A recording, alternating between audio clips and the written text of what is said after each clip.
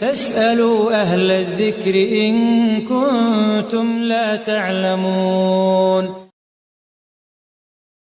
ثم بعد ذلك أذكار النوم، وهذه مهمة جدا، غاية في الأهمية، غاية في الأهمية. الآن كثير من الناس مع الجوالات يسقط جواله إلى جواره وينام على له وقلبه غافل، فيحرص على أذكار النوم. أذكار النوم سبحان الله لها عوائد عجيبة عليك في النوم وفيما بعد النوم.